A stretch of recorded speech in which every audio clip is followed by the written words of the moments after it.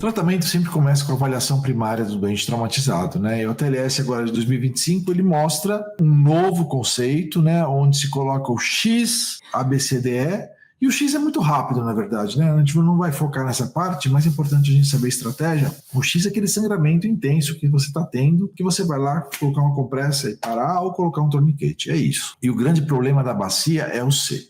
Pelo que eu falei, pela quantidade de lesão vascular que a gente tem nessa situação.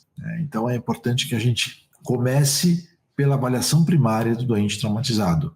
Essa é a melhor maneira de atender um doente traumatizado. Estratégias. 5% dos pacientes eles estão instáveis, mais 50% com hemorragia extrapélvica, 32% com hemorragia intraperitoneal, 52% com pode ter lesões de artérias pélvicas, 90% lesões associadas. E na maioria das vezes, quando você tem uma hemorragia, o sangramento é venoso. Ou seja, você tem muito sangramento devido aos vasos, devido aos ossos, devido às lesões associadas e principalmente sangramentos venosos que levam à instabilidade desses doentes. Eu peço desculpa desses slides um pouco cheios, mas é importante eu falar porque esses 2 slides falam do guideline da World Society of Emergency Surgery, que é um guideline muito prático, muito interessante, que nos ajuda muito no tratamento e estratégia para esses pacientes. Então, a primeira frase: o tempo entre a chegada ao pronto-socorro e o controle definitivo do sangramento deve ser minimizado para melhorar os desfechos de pacientes com fraturas pélvicas instáveis. Ou seja, a gente tem que tratar rapidamente, parar a hemorragia rapidamente. Muitas vezes parar a hemorragia é num serviço terciário. Então a transferência precoce deve ser considerada se a gente não tem possibilidade de tratar esse paciente.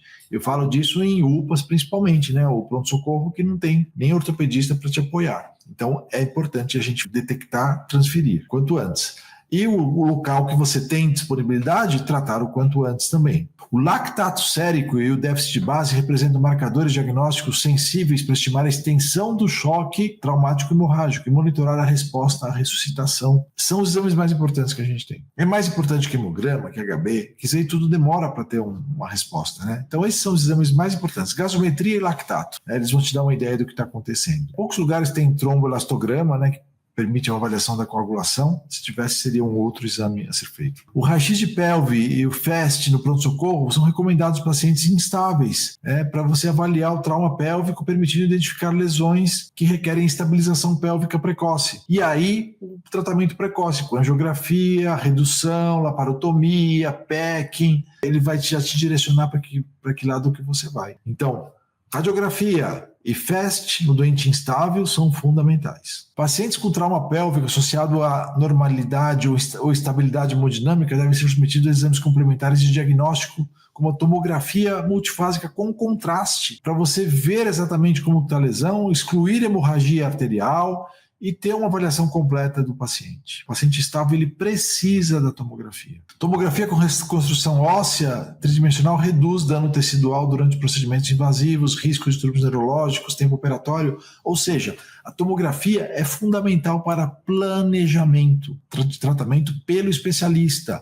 O especialista é o ortopedista. Uretrografia retrógrada ou uretrocistografia com tomografia computadorizada são recomendadas na presença de hematoma perineal e ruptura pélvica na radiografia pélvica. Então, se tem uma suspeita de uma lesão de bacia, uma fratura de bacia, a uretrografia, o uretrocisto são importantes para esses pacientes. Exame perineal e retal são obrigatórios em casos de alta suspeita de lesões retais. Caso o exame retal positivo, recomenda-se proctoscopia, que você pode ter lesão de reto também, né?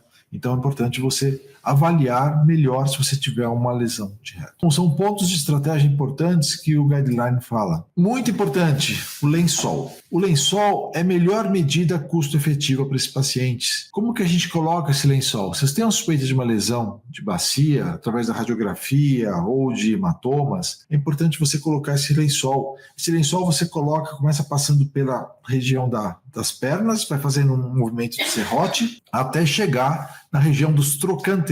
Você não vai colocar ele muito alto, você vai colocar na região de trocânter e vai amarrar, né? Amarrar, fazer um nó, né? Para deixar a pelve fechada. Então é importante que a pelve desse paciente fique fechada para que a gente consiga reduzir a hemorragia. Essa é uma medida importantíssima em vários cenários, desde o pré-hospitalar até na sala de emergência. Tomografia. Tomografia, eu já falei da importância, né? A gente vai fazer tomografia basicamente no doente estável. O doente instável, ele não permite levar para tomografia, né? Ele pode ter uma situação muito crítica lá. Então a gente vai colocar o lençol e pensar em outras estratégias para ele, né? Importante que a tomografia seja com contraste endovenoso. É uma tomografia importantíssima. O contraste ajuda demais.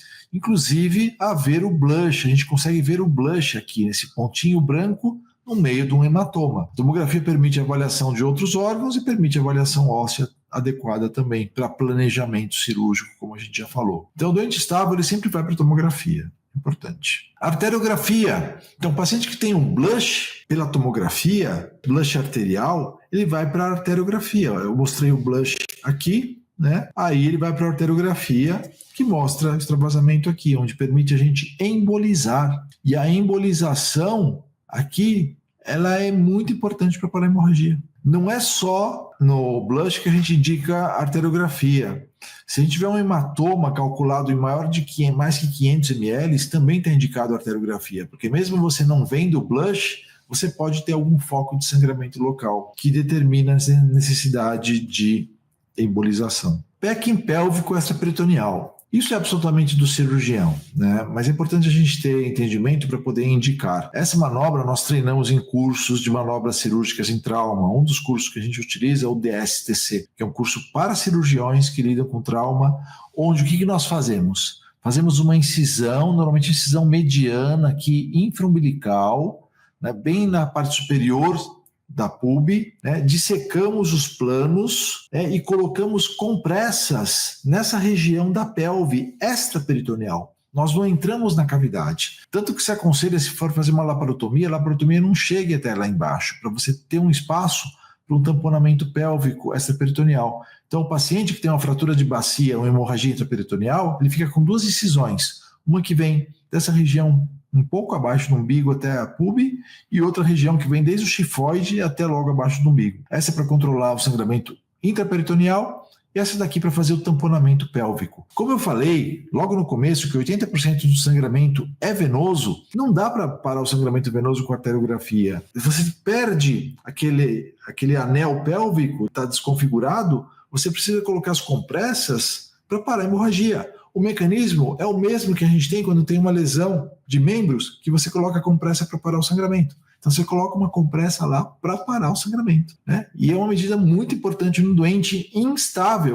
Eu considero a medida mais importante, a primeira medida que deve ser feita se você tiver centro cirúrgico disponível, o cirurgião para fazer isso. O doente instável é o packing pélvico. O IBOA, nós não temos disponíveis no Brasil, mas o que consiste? Basicamente passar um catéter pela femoral, esse catéter vai subindo, né? Você tem dois balões, um na região supradiafragmática e outro na região bem acima da bifurcação das ilíacas. Então, dependendo do trauma que você tem, você insufla um balão e para o fluxo central para aquela lesão, né? Então, no IBOA, por exemplo, quando você tem um trauma pélvico, você insufla esse balão logo acima das ilíacas. E isso interrompe o fluxo sanguíneo para a região pélvica e reduz o sangramento. Isso é temporário, né? Você tem algum período a mais para poder abordar esse paciente sem ele sangrar, 30, 40 minutos, para que você consiga ter uma abordagem e o paciente tenha o sangramento controlado, pelo menos temporariamente. Fixador externo,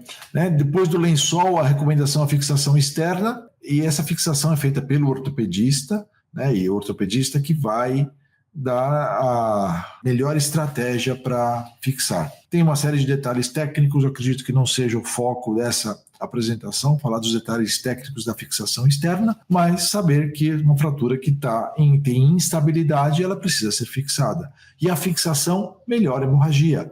Então, muitas vezes é feita no centro cirúrgico, você faz o packing extraperitoneal, já faz uma fixação e depois leva o doente para arteriografia, por exemplo. Reposição volêmica. Reposição volêmica, ela deve ser feita com sangue no doente instável. É a melhor maneira de repor.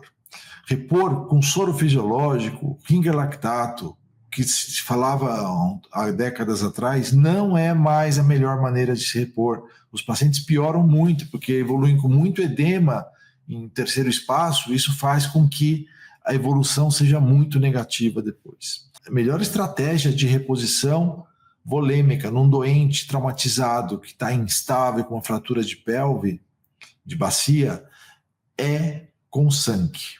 Qual tipo de sangue é melhor? Sangue total, se você tiver disponível. Poucos serviços têm sangue total disponível.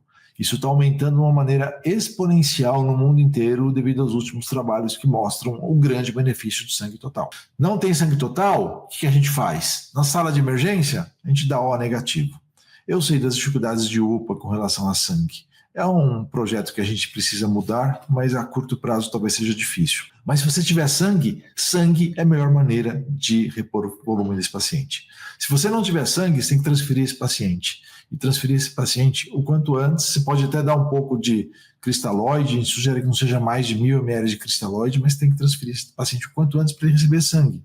Então o que faz? O negativo, e você, dependendo da magnitude da situação, você ativa um protocolo de transfusão maciça, que você vai receber a proporção de um concentrado de hemácia, um plasma, um plaqueta.